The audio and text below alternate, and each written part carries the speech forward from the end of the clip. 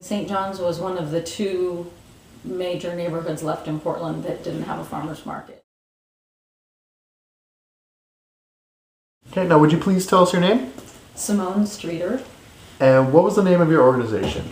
We're called the St. John's Farmers Market, or the group of us are the Friends of the St. John's Farmers Market. In what year did St. John's Farmers Market secure funding for your market? We got the small grant in 2009, so about a year ago exactly. And then would you tell us a little bit about St. John's Farmers Market and how the grant from the Office of Neighborhood Involvement helped with the market? Sure.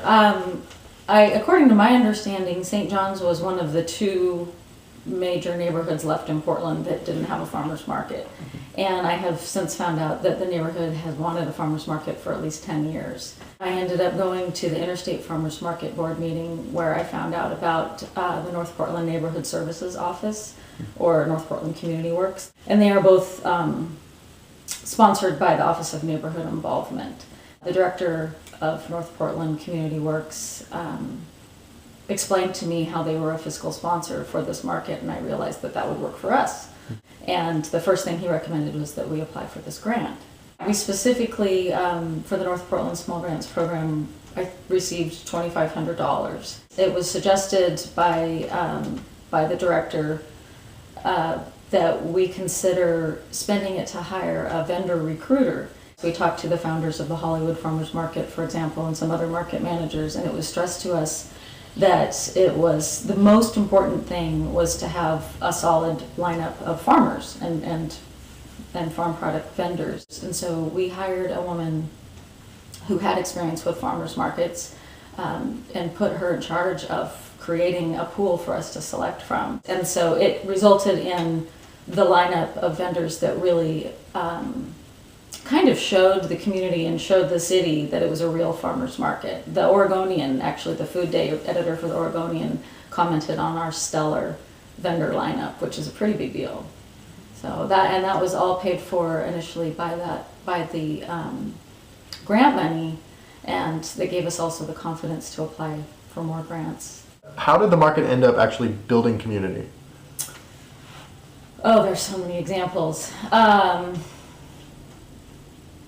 Well, it's in the center of our neighborhood. The site that we selected is essentially the old downtown of St. John's when it was its independent town. The visibility attracted so many different people, and the happiness that it created in the neighborhood and the sense of possibility brought in so many different people. So we're partnering with half a dozen or 10, maybe 10 different neighborhood groups right now.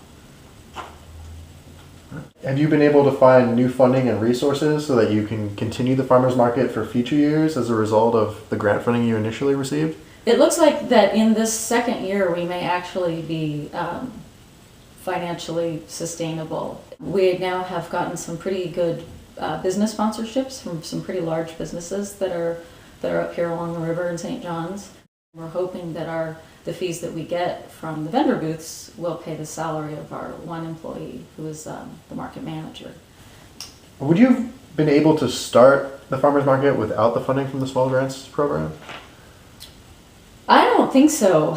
I'm not sure what would have happened had we taken it upon ourselves to try to go out and recruit the vendors that we did. So without that seed which created the market, which now has a huge root system all over the community in only 1 year, I think it would have been, if we had it, it would have been a pretty weak effort, and I don't know if it would have galvanized the neighborhood like it has.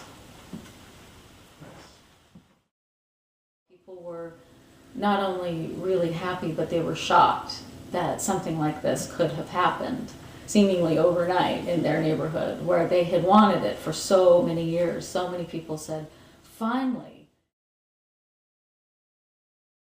It was like a real gift.